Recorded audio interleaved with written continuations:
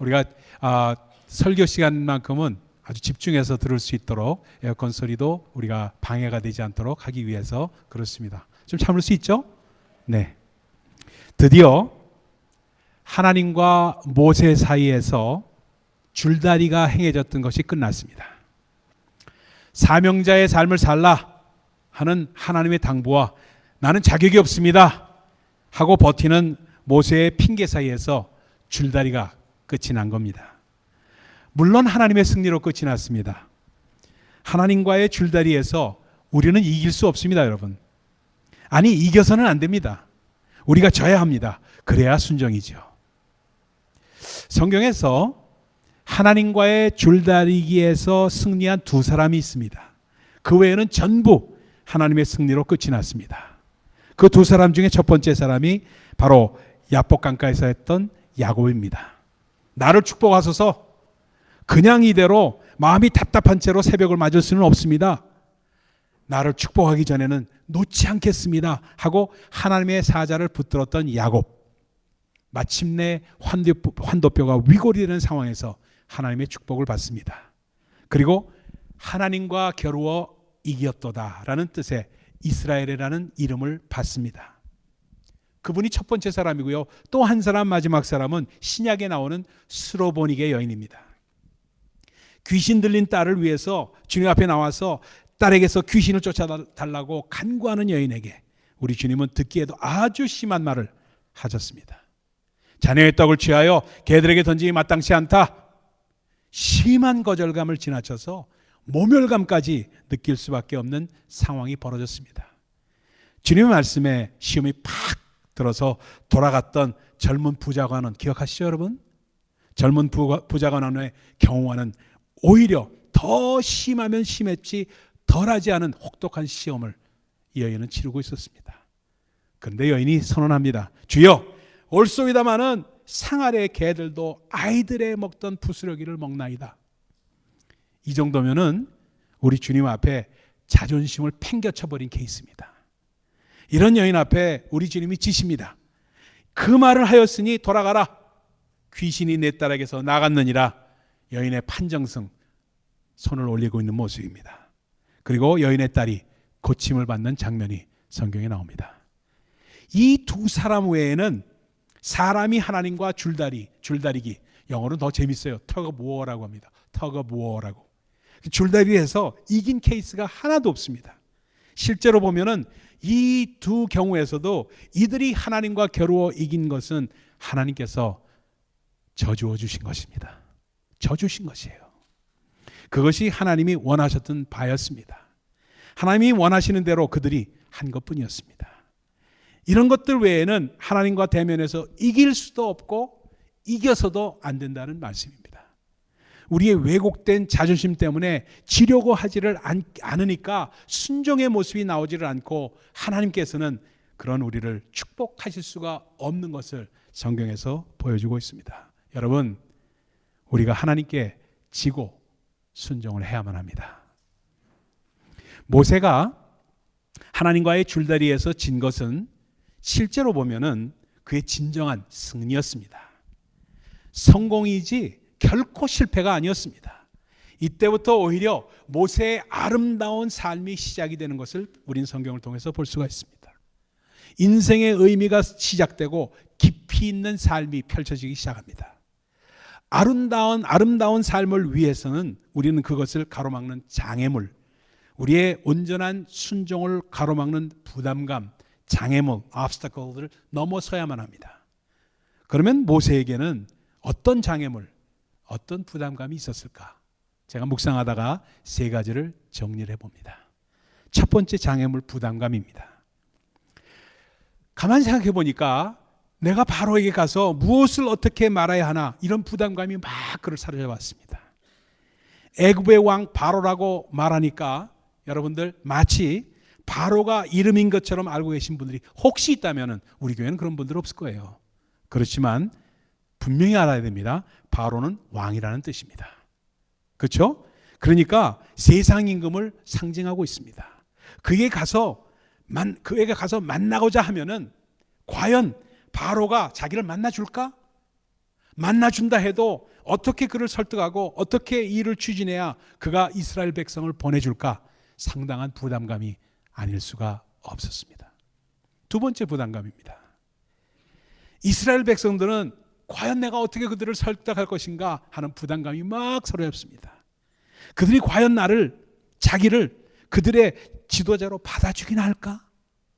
그들이 호의적일까? 아니면 거절하지는 않을까? 심한 거절감에서 시달렸던 모세. 그래서 그 거절감이 그로 하여금 열등감을 깊게 했고 대인 공포증까지 갖게 해서 사람들 앞에 서면 말을 더듬기조차 했던 모세였습니다. 그래서 사람을 피해서 40년을 살아왔던 자기였는데 그들이 과연 자기를 받아줄까 하는 문제는 엄청난 부담감이 아닐 수가 없었습니다. 마치 어디로 튈지 모르는 럭비공과 같은 풋볼과 같은 이스라엘 사람들인데 그들이 과연 호락호락하게 자신에게 순복할까? 이러한 부담감이었습니다. 세 번째 부담감은 그럼 what about my family? 미디안에 있는 가족들은 또 어떻게 할 것인가 하는 부담감이 그를 사로잡았습니다. 이드로의 대릴사이였던 그가 이제 애굽으로 돌아간다고 하면 가뜩이나 일손이 부족하다고 왜 일 안 하냐고 성화를 부리는 그들인데 애굽 이야기만 나오면 질색을 하고 그 옛날 얘기 다시 하지 말라고 하던 그들인데 과연 설득이 될까? 나를 보내줄까? 아예 말을 꺼내지 않는 것만 못한 결과가 나오지 않을까? 상당한 부담감이 아닐 수가 없었습니다. 지금 당장 고민한다고 해서 해결된 문제는 하나도 없었습니다. 그저 부담이고 숙제였습니다. 여러분, 우리 삶 가운데도 이런 부담감이 얼마든지 있습니다. 이 모세만 이런 부담감 가진 게 아니에요. 우리도 마찬가지입니다. 그때 어떻게 합니까? 해결 불가능한 이런 문제 앞에 우리가 인간적으로 잔머리를 굴리고 얕은 수를 쓴다고 일이 해결됩니까? 오히려 일을 더 꼬이게 만들고 엉키게 만들고 탱글업 하게 되는 그런 일이 있지 않아요? 그러니까 이러한 문제에 대한 답은 오히려 하나님 말씀 앞에서 진득이 순종하는 것입니다. 꼼수 쓰지 말고 오히려 묵묵히 말씀에 순종하고 기다리라고 성경은 우리에게 말씀합니다. 모세가 이런 부담감 앞에서 선택한 해답이 오늘 본문 20절의 말씀입니다. 모세가 그 아내와 아들들을 나귀에 태우고 애굽으로 돌아가는데 하나님의 지팡이를 손에 잡았더라. 이것이 바로 문제에 대한 해답이고 비결이었습니다. 산적한 문제 앞에서 해결해야 될 문제들, 너무 어려워서 손도 댈 수 없는 것들이 있을 때 유일한 방법이 뭐냐? 하나님의 지팡이를 붙잡고 앞으로 나아가는 것이라고 우리에게 알려주고 있습니다. 이것이 바로 모든 문제를 해결하는 열쇠입니다. 믿음으로 나아가면 하나님의 스케줄, 하나님의 경륜 안에서 그분의 타이밍에 맞추어 풀려 나갑니다. 그냥 시간이 지나면은 자연적으로 해결이 되겠지? No, 아닙니다. 시간이 해결해 주는 것은 아무것도 없습니다. 우리가 하나님의 지팡이를 붙들고 나가면은 살아계신 하나님의 간섭하심을 볼 수가 있다는 것이 성경의 말씀입니다. 왜인지 아십니까? 하나님의 지팡이에 하나님의 자존심이 걸려있기 때문입니다. 이제 주님의 타이밍을 믿고 앞으로 맡기며 나아갑니다. 하나님의 백성이 그렇게 선포했기 때문에 이 문제는 사람의 문제, 저의 문제가 아니고 여러분의 문제가 아니고 이제는 하나님의 문제가 된 것입니다. 그분의 자존심이 걸린 문제가 된 것입니다. 그러면은 모세의 부담감이 어떻게 해결되었나 한번 깊이 있게 살펴보겠습니다. 첫 번째 문제입니다. 바로 앞에 가서 어떻게 할까? 모세로서는 그림이 안 그려졌습니다. 여러분 살면서 그렇잖아요. 그림이 안 그려질 때가 있잖아요. 예측하기가 어려웠습니다. 그냥 부담감을 갖고 있는 모세에게 하나님께서 말씀하십니다. 오늘 21절로 23절의 말씀입니다. 이건 꼭 한번 같이 읽어보기 원해서 한번 띄워주세요. 같이 한번 읽어보겠습니다. 21절부터 시작. 여호와께서 모세에게 이르시되 내가 애굽으로 돌아가거든 내가 내 손에 준 이적을 바로 앞에서 다 행하라. 그러나 내가 그의 마음을 강팍하게 한즉 그가 백성을 놓지 아니하리니 너는 바로에게 이르기를 여호와의 말씀에 이스라엘은 내 아들 내 장자라. 내가 내게 이르기를 내 아들을 놓아서 나를 섬기게 하라 하여도 내가 놓기를 거절하니 내가 내 아들 내 장자를 죽이라 하셨다 하라 하시니라. 믿음으로 나아가는 사람은 하나님의 자세한 계획을 볼 수가 없습니다. 누가 자세한 계획 다 알고 해요? 절대 그렇지 않습니다. 자세한 계획을 다 알고 하는 사람은 아무리 믿음의 사람이라도 아무도 없습니다. 문제를 만나 부담감을 안고 그냥 주저앉아 있으면 하나님의 음성을 들을 수가 없다는 겁니다. 여러분, 반드시 이걸 기억해야 됩니다. 산 모퉁이를 돌기 전에는 산 모퉁이를 지난 다음에 펼쳐지는 아름다운 경치를 볼 수가 없습니다. 부담감이 있어도 순종하며 앞으로 나아가는 사람에게 하나님의 음성이 들려오기 시작합니다. 그리고 그분의 음성을 들으면 담대함이 오고 능력이 옵니다. 하나님께서는 앞으로 나아가는 자에게 말씀하십니다. 이때부터 이해가 되기 시작하고 확신이 생기기 시작합니다. 앉아서 고민하면서 연구만 하고 있는 사람은 절대로, 다시 한번 말씀드립니다, 절대로 하나님의 능력을 힘입을 수가 없습니다. 하나님의 인도하심은 믿음으로 발을 딛는 사람이 누리는 축복입니다. 두 번째 문제를 살펴보십시다. 두 번째 문제는 이스라엘 백성을 어떻게 설득하나 하는 문제입니다.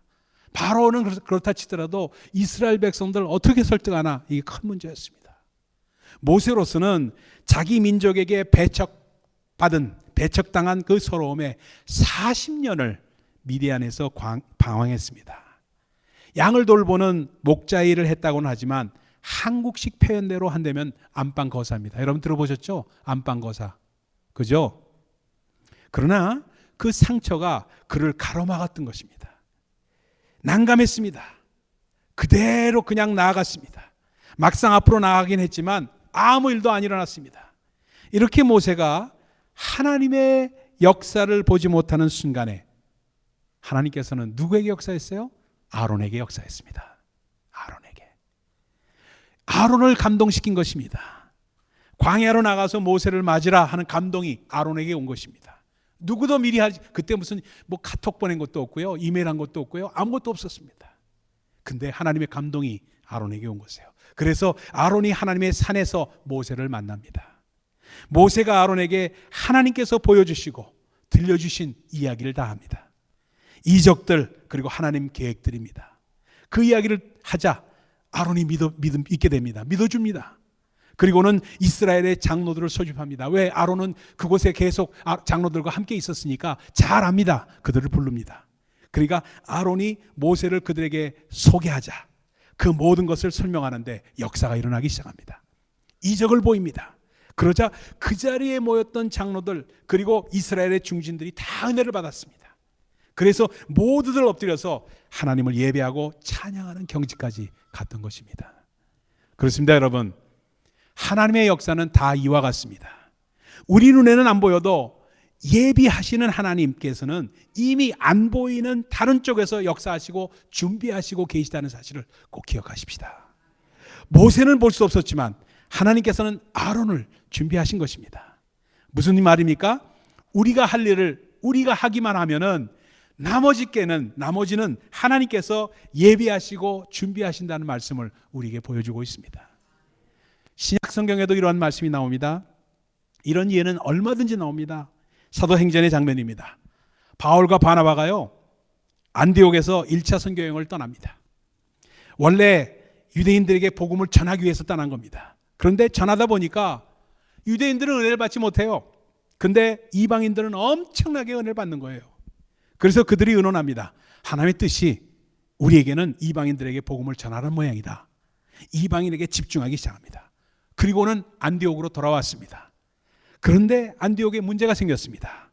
논란이 생겼어요. 예루살렘에서 온 주이시 크리스천들이 시시비비를 따집니다. 일단 할례를 받고 유대인이 되어야, 선민이 되어야 넥스트 스텝으로 예수를 믿게 된다는 그런 자격이 생기고 세례를 받을 수 있다는 얘기를 합니다. 이러한 논란에 바울과 바나바가 갈등하기 시작합니다. 분명히 엄청난 성령의 역사가 있었는데 이것을 인정하지 않는 겁니다. 기도 중에 성령께서 감동하십니다. 예루살렘으로 가자.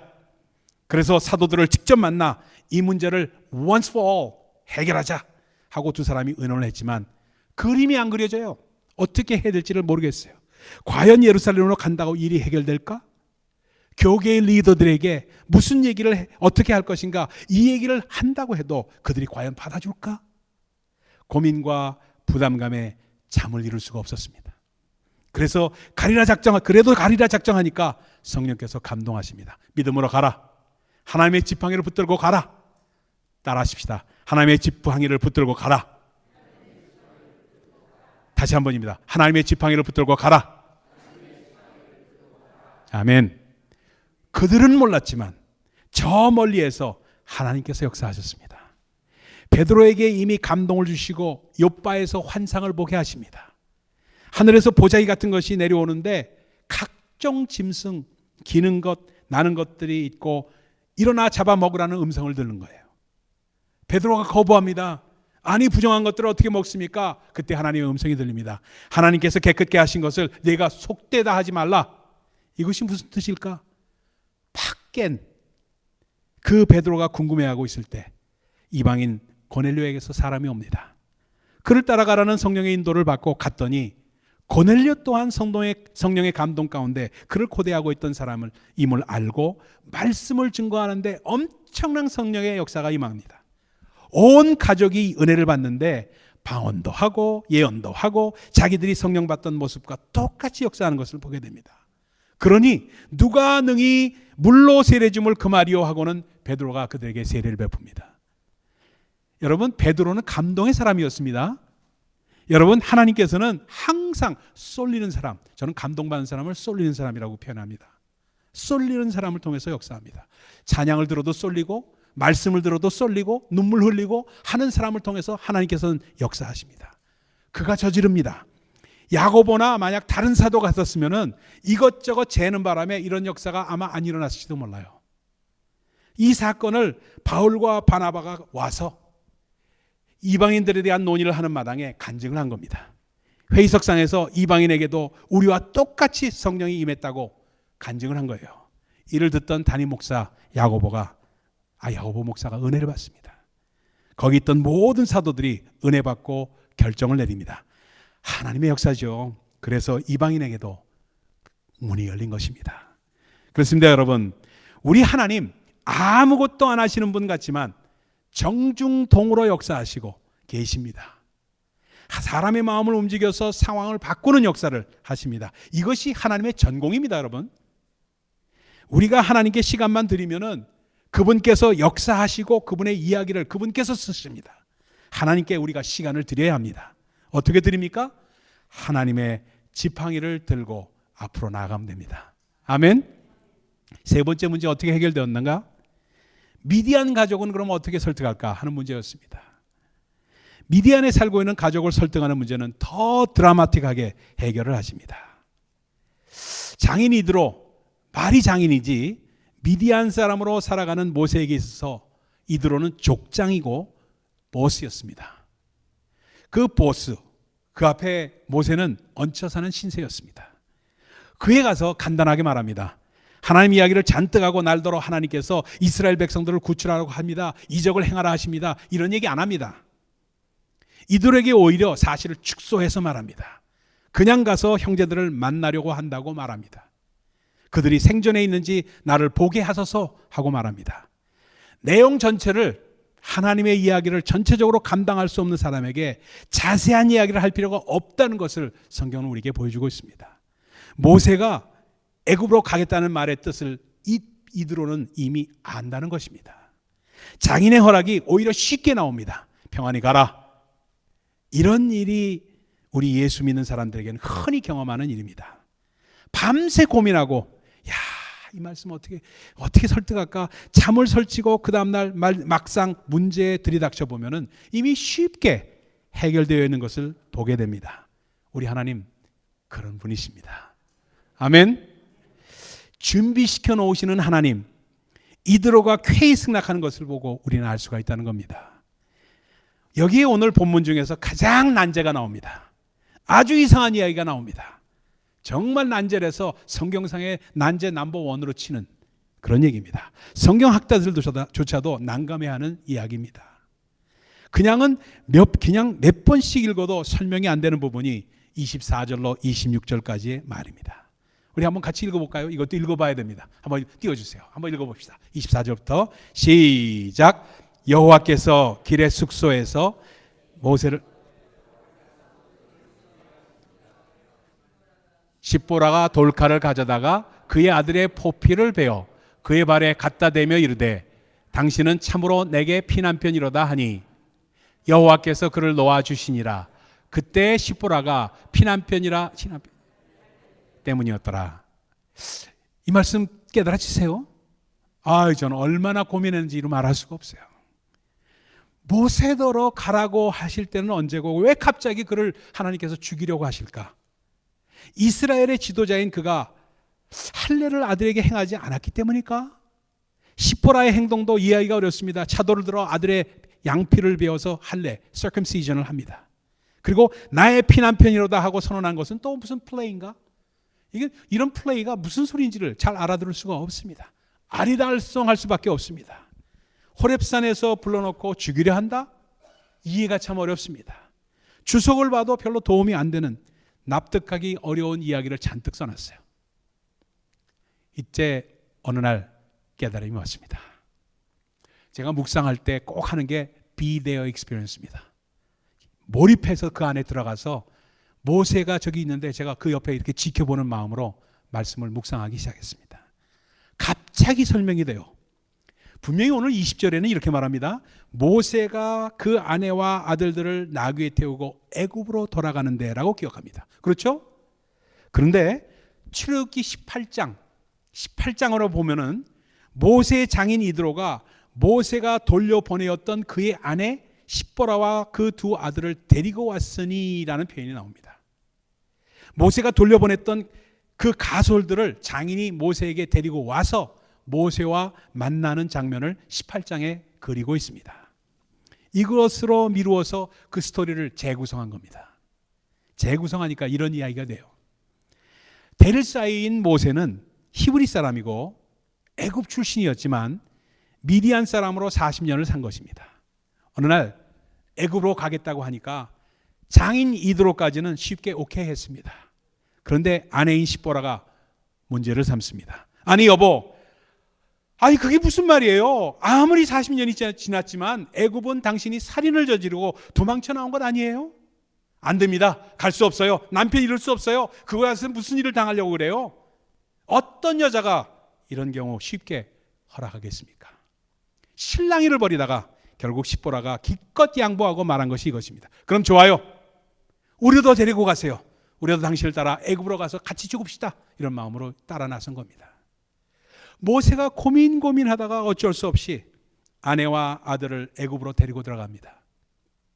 같이 갈 자리가 아닌데 고민은 되었지만 그 선에서 양보하지 않을 수가 없었던 것입니다. 그래서 나귀의 식구들을 태우고 애굽으로 떠납니다. 하나님의 지팡이를 붙잡고 간 것입니다. 가는 도중에 모세가 심한 병에 걸립니다. 분명 사고는 아닌데 고치기가 힘든 그런 심각한 병이 든 것입니다. 생명의 위협을 받는 상황이었어요. 이것을 24절에 이렇게 표현한 겁니다. 여호와께서 길의 숙소에서 모세를 만나사 그를 죽이려 하는지라. 심한 병에 든 것을 말하는 것입니다. 그 순간에 십보라가 깨닫습니다. 내가 이 남편을 놓지 않으면 이 남편이 죽겠구나. 그래서 얼떨결에 십보라가 한 행동이 할례 받지 않은 자기 아들 게르솜에게 할례를 행한 것입니다. 할례를 행했다는 것은 게르솜이 미디안에서 낳은 자기 아들이고 미디안 사람이지만 이제 게르솜은 미디안 사람이 아니라 이스라엘 사람이다 하고 선언하는 행위입니다. 그것은 나아가서 내 남편을 놔주겠습니다. 하나님, 더 이상 내 남편을 미디안 사람으로 붙들어 주지 않겠습니다. 그를 이스라엘 사람으로 돌려보내겠습니다 하는 고백을 하고 있는 장면입니다.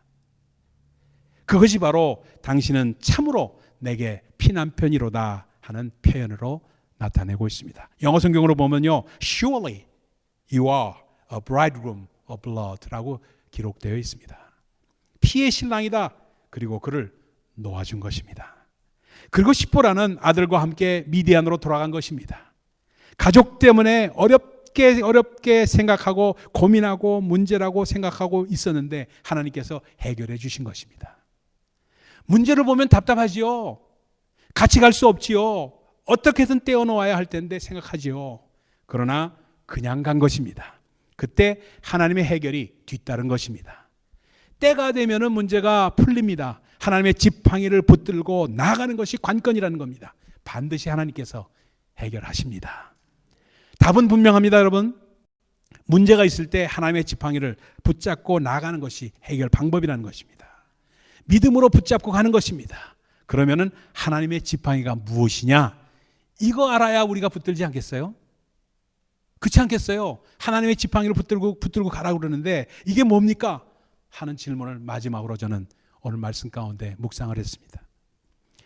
출애굽기 강해를 하면서 저는 제목을 광야시대라고 제목을 붙였습니다. 근데 부제, 서브타이틀, 부제를 만약 붙인다면 막대기 전성시대예요. 여러분, 영자의 전성시대가 아니라 막대기 전성시대입니다. 막대기 전성시대예요. 모세의 막대기는 만능지팡이였습니다. 그 막대기로 홍해를 가르고요, 그 막대기로 반석을 쳐서 물을 내고요, 막대기 전성시대입니다. 그런데요, 그 막대기가 아닌 지팡이가 어떤 막대기입니까? 여러분, 10개라는 영화 보신 분 계세요? 보신 분 한번 손 들어보세요. 안 보신 분들 계시네. 10개. 오늘에도 꼭 보세요. 뭐 유튜브 들어가면 금방 나와요. 오래된 영화니까. 무료입니다. 10개라는 영화를 보신 분 계실 겁니다. 저도 초등학교 때 대한극장에 가서 처음 봤어요. 처음 봤을 때를 기억합니다. 찰턴 헤스턴이 나오는데요, 수염을 기르고 나와서 저는 참 감명받은 대사가 탁 바로 앞에서 깊은 목소리, 딥보이스로 나오죠. 그러면서 그 깊은 목소리로 말하는, 정말 그것을 잊혀지지가 않아요. Let my people go, 이렇게 말합니다. 비슷해요? Let my people go, 내 백성을 보내라. 그런데 영화에 보면요, 조금 각색을 했습니다. 모세가 젊었을 때 살인죄를 저지르고 히브리 이름이 발각되었을 때 바로의 궁에서 쫓겨나는 장면이 나옵니다. 도망간 게 아니고 영화에서는요, 쫓겨난 것으로 영화는 그리고 있습니다. 그게 왜 그러냐? 바로 탈무드에서 그렇게 그리고 있기 때문에 그렇습니다. 주이시 트래디션에서 그렇게 그리기 때문에요. 그때 애굽 병사가 광야로 그를 내몰면서, 그 영화의 장면입니다. 그게 떠올라요. 내몰면서 뭐냐? 막대기 하나를 휙 던져줍니다. 아무것도 안 주고 막대기 하나를 던져줘요. 그가 그걸 짚고 광야로 떠나는 장면이, 쓸쓸한 장면이 그 영화에 나옵니다. 그것이 바로 모세가 나중에 40년 동안을 지니고 다니던 바로 그 막대기였습니다. 허무와 절망 가운데 때가 묻어있는 그 막대기를 붙들고 40년을 미디안에서 생활한 것입니다. 무엇을 상징합니까, 여러분? 이미 우리 안에 있는 것, 이미 하나님께서 우리에게 허락하신 것을 뜻합니다.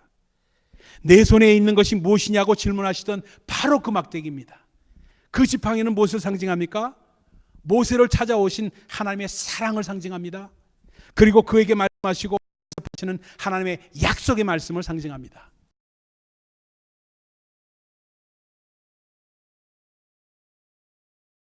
우리에게는 무엇으로 대비됩니까? 예수 그리스도를 통해서 우리에게 이미 베푸신 하나님의 사랑을 뜻합니다. 그리고 성경을 통해서 우리에게 완전하게 주신 그분의 약속을 상징적으로 뜻하고 있습니다. 그리고 우리와 영원히 함께 하시겠다는 임마누엘의 하나님을 뜻하고 있습니다. 그것이 바로 하나님의 지팡이입니다.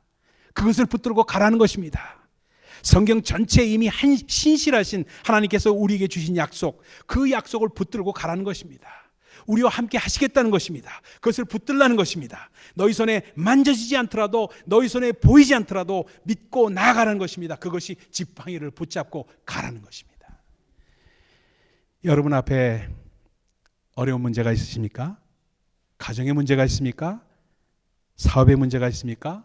가족 간의 문제가 있습니까? 건강의 문제가 있습니까? 어떤 문제가 있으십니까? 하나님의 약속을 붙잡고 가십시오. 그것이 유일한 대안입니다. 꼼수 쓸 필요가 없어요.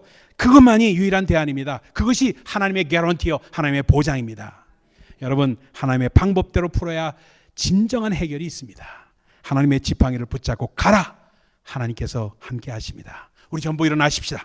그리고 우리 정말 신실하신 하나님을 찬양하십시다. 신실하신 하나님을 찬양하면서 하나님 한 번도 나를 실망시키신 적 없는 그 오 신실하신 하나님을 우리가 정말 찬양하십시다. 가사를 정말 마음 가운데 고백하면서 찬양을 하시기 바랍니다.